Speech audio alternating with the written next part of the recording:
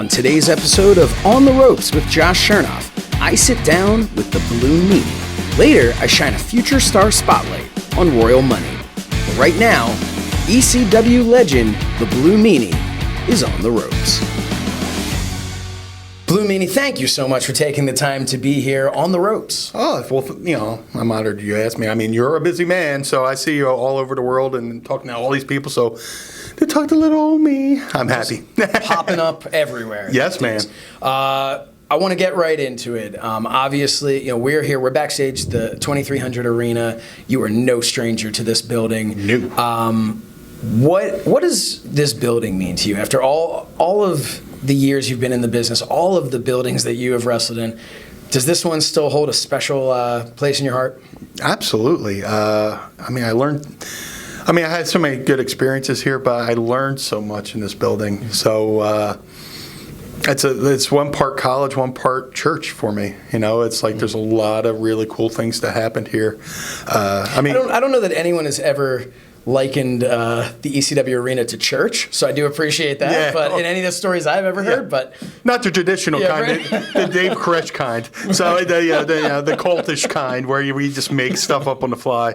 But no, seriously. Obviously, I'm from South Philly. I live in South Philly. I pass this building every day, and I've been here for every version of it, from when it was the Viking Hall to the new Alhambra to when it was simply just the arena. Mm-hmm. Now it's 2300 Arena.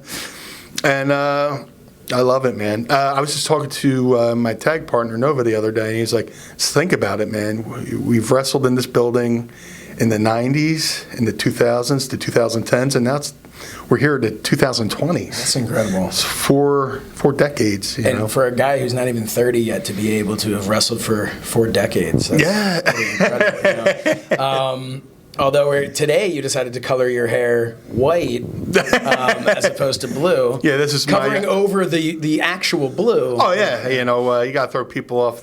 I'm in Clark Kent mode right now, so Going back to the beginning, you post some pictures on social media that I love to see. They're pictures of you as a fan, just meeting some of your heroes, and it's always really cool to see. You have a great mullet sometimes going on. It's really the Bobby Eaton special. Yeah, right. At what point in your life did you say, I'm going to be a professional wrestler? I've always wanted to be one since I saw my first match in 1982. I never really officially said it out loud, but it was just a feeling. I think I'm a true believer. If you can visualize yourself doing something, then there's a good chance you could probably do it. I always visualize myself as a wrestler or being in the business somehow. My family would take a trip from Philadelphia to Atlantic City. On that bus ride, I was pretending I was making towns and stuff like that, and doing pretend interviews in my head and all that stuff.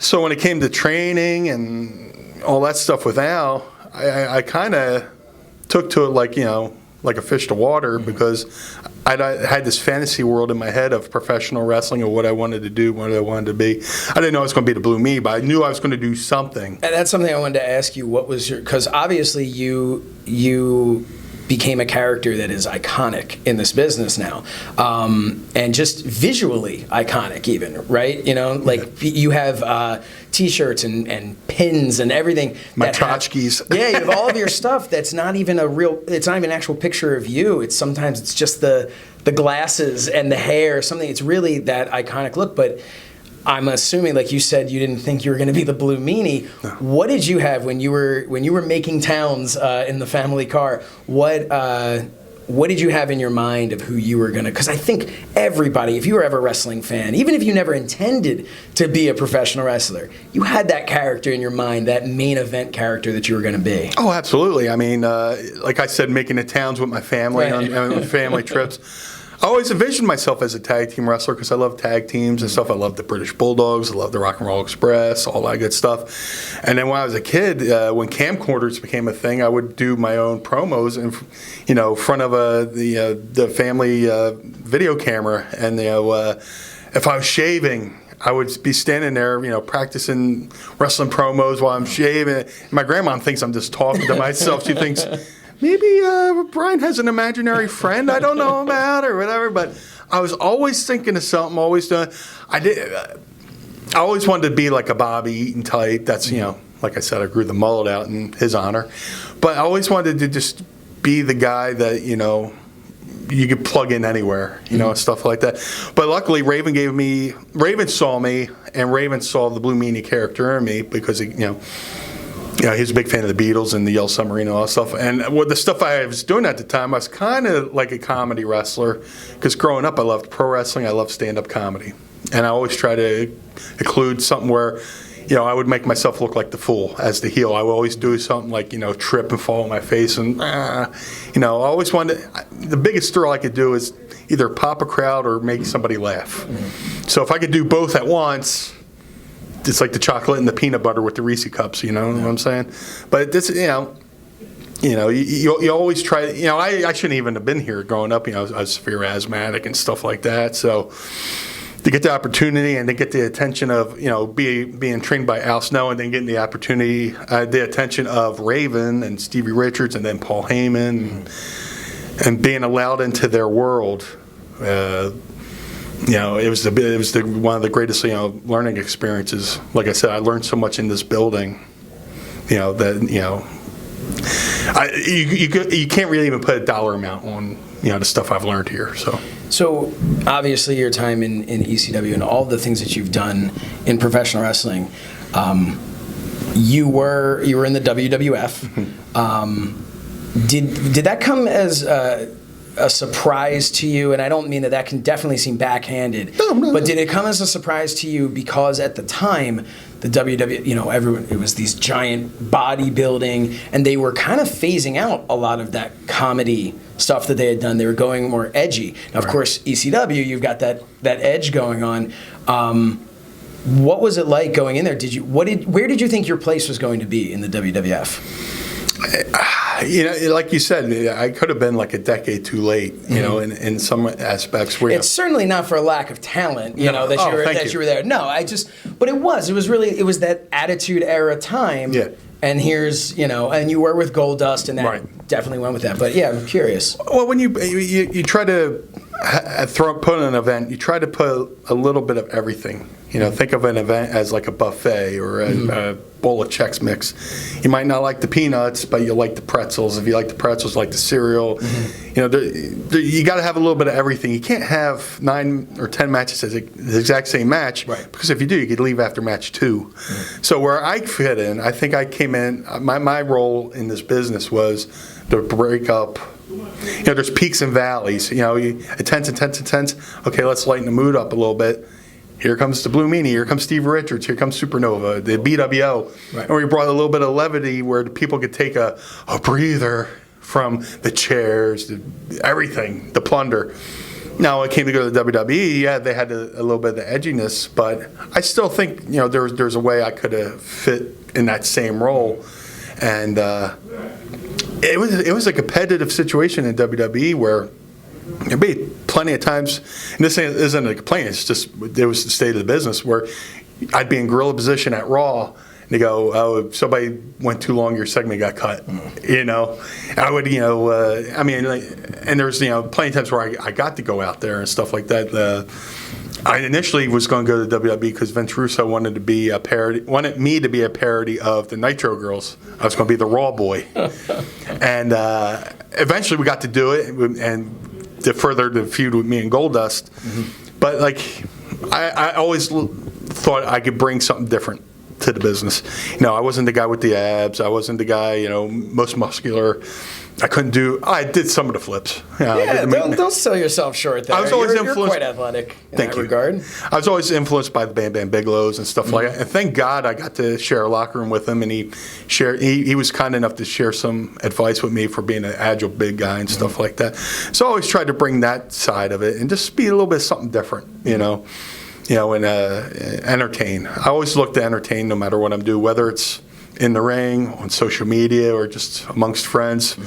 If I can make one person laugh, I've won. Still to come, part 2 of my sit-down interview with the Blue Meanie. But when we return, I'll shine a future star spotlight on Royal Money. We'll be right back.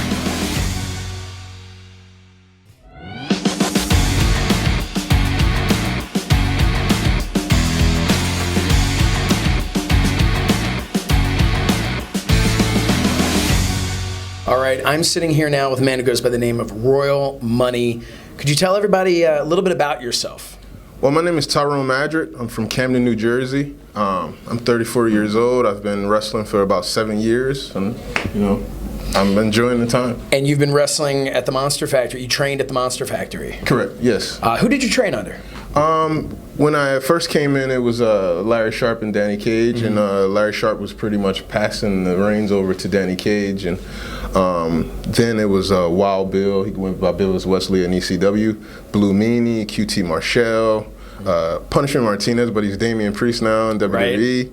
Right. And just a whole bunch of guys came in as far as seminars and So I've done at the factory. I've done probably like 300 seminars. Wow. Yeah. Wow. 300 seminars. So, and this is the fun part for me to interview people for this segment on the show, because you are clearly not somebody who, I just went in the ring for the first time yesterday. You are well versed in this business. What was the first thing that made you say, I want to be a professional wrestler? Well, my grandma and my grandfather is the reason why I'm in this business today. And Chuck Norris has something to do with that, too. Chuck Norris has something to do with a lot of things, I believe. Yeah, I just tweeted him thanking him the other day. So, tell us about it. My grandfather always wanted to be a wrestler, but he was a bishop of a church, so he didn't have time to do it. So when he passed in 2002, that was my way to pay homage to him. I was like, I'll pursue that career that he wanted. But back in the day, when I was a kid, we used to watch an hour of Walker, Texas Ranger, and then wrestling would come on. So that first hour I would spend with my grandma, and then we would all watch wrestling together. So when Chuck Norris kicked Jeff Jarrett in the '94 Survivor Series, I don't know why it wasn't a wrestler that was like, you know what, I could do this. It was Chuck Norris. And like literally, because I seen him on TV acting, and then I seen him come to wrestling, like, it's like he did the same kick they did on TV. Yeah. It's like, I want to be a wrestler. So I was into music growing up. I'm a drummer or whatever, and that's my first love. So did all the stuff in music I wanted to do, and then I kind of lost myself when my grandfather passed. That's my only father figure. So when he passed, I was like, you know what, I'll pay homage to him and pursue this career. And I had a best friend who also lost his life, who was supposed to be my tag team partner.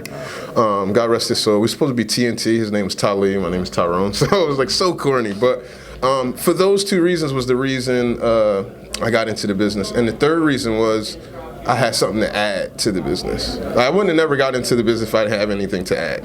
But I felt like I had something to add to the business.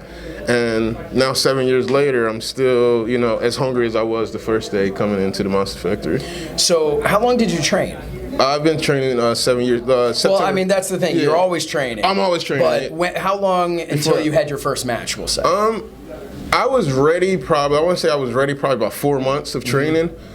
But Danny Cage is like a mastermind, and he kept telling me, we kept looking at, I remember one day we was looking at the flyer, and there was like this Rumble coming up. And he's like, man, you gonna be in that or whatever. And I'm like, oh man, I can't wait. So the show came along, and it went. And I was listening on the show, and I'm like, what? I was still collecting tickets. So I'm like, man, he said I was gonna be on the show. This guy's a liar. So a year passed, and I'm still not on the show. And there's guys who came in after me that was on the show, and I feel like he was just trying to find a way to, a lot of things happen in this business, and people act out of character. He was trying to find a way to get under my skin, and it was just like to test you, to see how you were going to react to this. Yeah, and I was like, well, I guess it's not my time. And then it made sense later because he always said supporting roles and main characters. Like sometimes you're not the main character, you got to be the supporting role, and I'm like, all right, well, I guess collecting these tickets is the supporting role. And I was like, I remember, because now in the factory we have a ramp that says watch your step, but I remember just talking to every person and saying, hey, how's it going? Watch your step. And I would take their ticket and I would rip their ticket. So I became familiar with the people at the door, and then later I finally got on the show because somebody didn't show up. And I'll never forget the first day because Larry Sharp was there. He just randomly popped up. Oh, wow. And we came out and we interrupt the show, and he was like, man, somebody need to teach these guys a lesson. So it was like, man, we got this guy who's been working in the business for 40 plus years. We worked him. He thought we was very disrespectful and everything. Wow. So it's been, a fun ride since then. That's incredible. Yeah. You had an opportunity. You and I have run into each other a number of times. For for a number of different promotions. Right now, as we film this, we're backstage at an MLW, but we've seen each other backstage at AEW as well. What has that been like for you? You've had this opportunity that so many people prior to getting to work for those companies maybe haven't had that experience. Do you think you've gained a lot from the experience of being able to be behind the scenes at these larger shows? Yes, well, at the factory we train to prepare, something Meanie, Wild Bill, Punisher Martinez, Damian Priest, QT, they was always, even though we're wrestling in smaller venues, they always say wrestle for the bigger venues. So I've been wrestling in smaller venues, but I've always been wrestling like it was a big arena.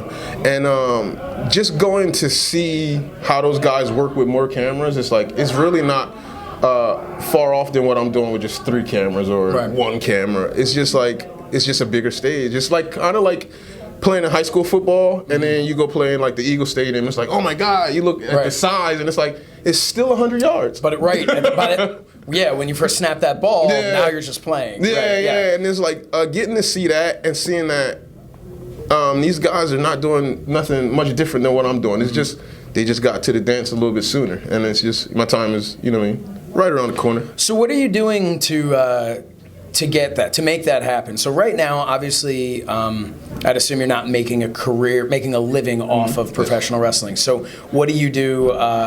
Mike Weber at Fight TV loves to say, what's your shoot job? I actually work at Amazon. I just started there not too long ago. It's pretty cool. Everybody, a lot of people say, oh my God, Amazon works you so hard. They're just lazy people. It's just constant movement. But like my first love is music. I still do that. My grandmom just passed away a year ago, just a couple of days, January 26th. So I have all this knowledge with music, and I completely gave it up for wrestling. And it was like, people are like, oh my God, you're stupid. Like, why? And I'm like, man, I'm pursuing this dream. But I got into music because of my grandmom. And it was like, now, just a few days, it's been a year, and people hit me up like, hey man, are you okay? And I'm like, yeah, I'm fine. My grandma was a Christian, so she believed in God. So I feel like she got her angel's wings. So I would want her here, but I'm happy she made it. She got her wings. So instead of being sad, I was like, I'll get back into music and start making beats again and stuff like that. All this knowledge that I've had that I just decided not to use. And so I'm working at Amazon now. And I still play the drums, and now I'm making beats for rappers, sucky rappers right now, just to get my name out there. And then you know what? and that's the nature of it. Whether it's music, whether it's the wrestling industry, whatever it is, you have to pay your dues. And that time, like you talked about, one day you were just kind of brought in. I've talked to other people where they say, I asked, what was your big break? Oh, well, I just happened to have been there, and this guy didn't show up. I'll go all out for an opportunity this is a dream that I'm pursuing, to go to AEW to do extra work. I sold my car. Did you really? Yeah, I sold my car to get there.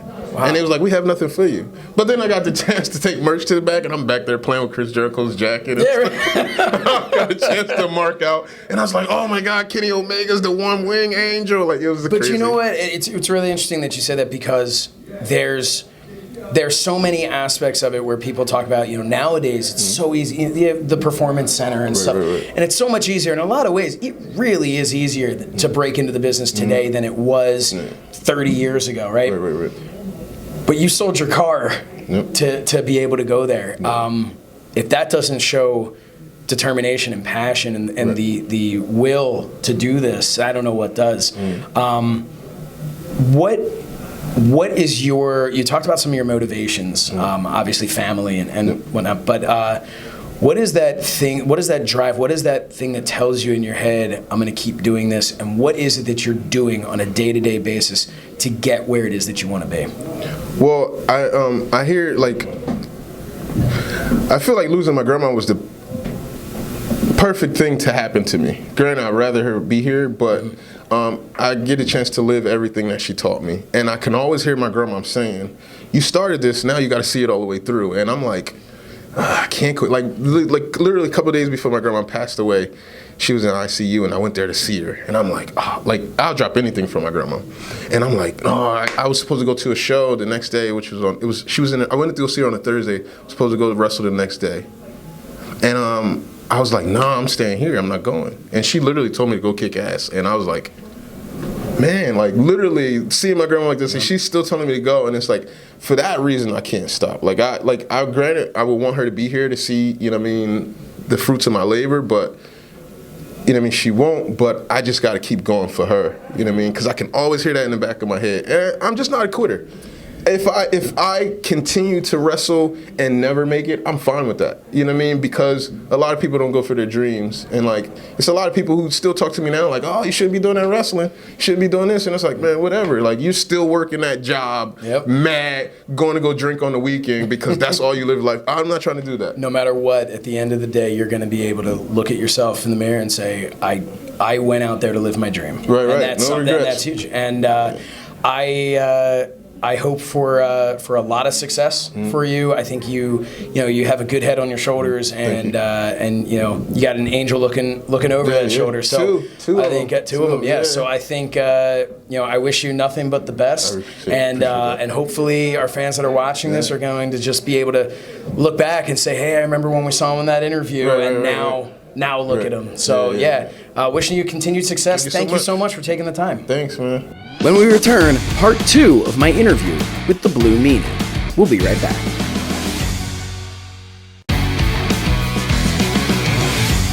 I wanted to know some of the challenges that maybe you had in the business. You talked about asthma. Yeah. So that's a challenge right out of the gate. Yeah.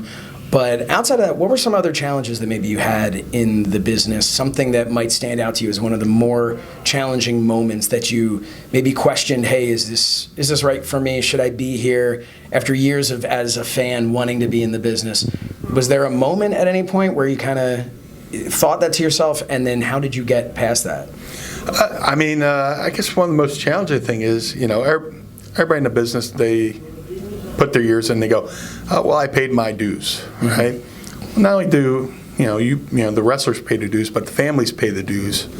And while I was pursuing my goal as a professional wrestler, I was being supported by my grandparents and my mom. And then when I was at wrestling school, my grandfather took ill. He had a condition with asbestosis from working at a chemical plant. And my first month into the training, my grandma calls and says, Grandpa's sick. But he says, don't come home. Stay there. He wanted me to pursue my dream. So I'm out in the middle of nowhere, and my grandfather's, slowly passing away from cancer. And I made a point to go back home and all that stuff. But it's just like, when, family suffers and stuff like that. My pop passed away, so then it was me, my mom, and my grandmom. And then, they're still helping me fit the bill, with the bills and all that stuff. And there's times where I was like, man, I should probably, because I was working, wrestling 3 or 4 days a week. So, man, in the beginning of the wrestling business, you're not making that much. Sure. But I got to the point where I was like, man, should I get, maybe I should, get into the real world and get a real job. And then luckily I got the call for WWE, and Alex Snow called me, brought up the idea of me joining the job squad. They said they were going to. I was like, absolutely. Are you under contract at the ECW? No. You want to be in WWE? Yes. He called Bruce Pritchard. Bruce Pritchard called me. Bruce said, hey, be at TVs on Sunday. And after I hang up with Bruce Pritchard, I go in the room, I tell my mom and my grandmom, put all the bills in my name. Wow. They're like, why? I was like, I'm going to WWE. And my grandmom's knees buckled. No matter what she wanted, bills, or it took all her medicines, everything. She'd have to pick up for anything. Anything. I was going to ask you what one of the best moments was. So I'm going to say, what was one of the best moments in your career outside of that? Because I think in your life, that had to have been. I mean, that for me, like that's an emotional thing just to hear. Yeah. And that's 100%. I think that also speaks to you and your family, for you to do something like that. But let's say as a wrestler, what was a moment that really stands out to you where you stood in the ring, or you maybe stood backstage, or whatever it was, and you said, this is why I'm here. This is why I chose this. Like, it was all worth it because of this moment here. I think having my my first and only, unfortunately, my only WrestleMania moment being my hometown of Philadelphia, Pennsylvania, where, you know, in the city where I was born, I debuted for ECW in Philadelphia, debuted for WWE in Philadelphia, and got to have my, you know, WrestleMania moment in Philadelphia. But and then we had WrestleMania in Philadelphia, and then we had a house show at the Wells Fargo Center in Philadelphia. And I brought my mom, my grandma, my aunt, my uncle. We all came to a show, and we're leaving. And there's that ramp at the Wells Fargo Center where everybody goes down. But up above, there's a fence, and there's fans yelling, you know, to various wrestlers. So we're about to leave, and my uncle goes up to get the car, drives down. And we're standing there. Everybody goes, Blue Meanie, Blue Meanie. I go, give it up for Grandma. And I point to my grandma, and everybody goes, Grandma, Grandma. And she starts waving like she's the queen. She's like, oh, hi. She waves her cane. And she paid she's the reason why I'm here. I mean, my mom is ultimately here, too. But my grandma, think of a wheel. My grandma was the cog in the wheel, and we were all the spokes, and she kept the family going. So for her to get that little bit of an acknowledgement, and that's awesome. For her to get a pop, that was where I was like, that was worth it. That was worth awesome. At this point in your career, like we talked about before, you've accomplished so much. What motivates you now, aside from, like, everybody likes to go, you know, get paid to go do a job somewhere, but aside from any of that, what is it that really motivates you to still get in the ring, to still do everything that you do all over? I mean, you've worked for so many different promotions. What would you say your big motivation is? I mean, I still love what I do, but I've finally learned that sometimes you got to say no. I only have so much room on my bump card left, so I try to work smarter. I mean, you always try to work hard. You always want to give a good showing, but you try to work smarter. And if you get a chance to pass off some knowledge onto the next generation, I try to do that as well.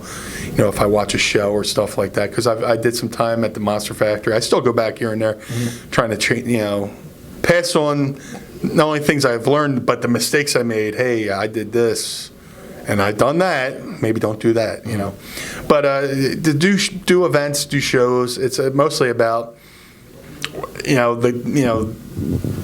trying to do what's best. For like it's not about the quantity, it's the quality of events and stuff like that. You got an event like MLW, they're a quality promotion. There's a lot of good quality independents out there and stuff like that.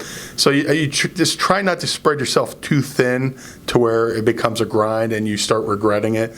Do it to a point where you can still cherish doing events like this, or doing conventions, because I treat these of things like mini high school reunions where you get to see people that you normally don't get to see, and I still want to go out there. I still want to have the most entertaining match on the card, but I try to do it smartly, and I try not to spread myself too thin to where I just start resenting the business. I don't want to ever resent the business, but I always want to, work smarter. I wanted to ask you one last thing here. There was something I saw recently you talking about the JBL incident that had happened, and someone had brought it up, and you were very quick to kind of just be like, "This was a long time ago. Let's kind of move on from that." I know you've set the record straight like so many times before. Do you ever look at something like that and think to yourself, "I don't like being attached to the quote-unquote, behind the scenes, the drama, the politics, all the things like that, where people want to kind of put you into that"? Do you enjoy more the fact that people, when they think the Blue Meanie, they just think fun, like happy, good time? And is something like that, when that type of thing does come up, is that something that you want to clear the air on very quickly just because you want to get along with everybody? Or is it something you want to clear the air because you understand that's just an aspect of the business? I appreciate people. Like, there's a part of that situation I appreciate because people took. There's a good majority took to my side of the thing, and I realized how if people didn't care, they wouldn't have rooted for me in this situation. But then there's like there's still a small minority out there that want to use that as a weapon to attack me, whether it's anonymously or with a burner account on Twitter or whatever, or being real cowardly about it. But like, I try not to dwell on the bad things. If the situation sucked, because that event as a whole was such an awesome experience, and I still don't let that moment take away from it, because it was still such an awesome moment, awesome show, event. It's over. It's done with. Me and John, we made amends. He apologized, and then he actually went. JBL actually went out of his way years after, like when the Royal Rumble was in Philly. I was almost in the Royal Rumble the 2 Rumbles ago in Philly, and it was down between me and Bubba Ray Dudley, and they chose Bubba, which cool. Sure, yeah. Yeah. I can't be mad. I was honored that my name was in the mix, but people, and I appreciate people want to, meaning you were wronged. I appreciate that, but I try not to dwell on it, because it's over and done with. It is what it is, and me and John are cool and all that stuff. So, if I can talk about the positives of wrestling and stuff like that, and make people happy. What is what's the legacy you want to leave in this business? Because I still think you've got some more stuff. You talked about your bump card only having a few openings left there, but I still think there are more, like tonight, for instance. There are more memories that you're going to make. But what is the legacy that you want to leave on the wrestling business? That I love the wrestling business with everything I had.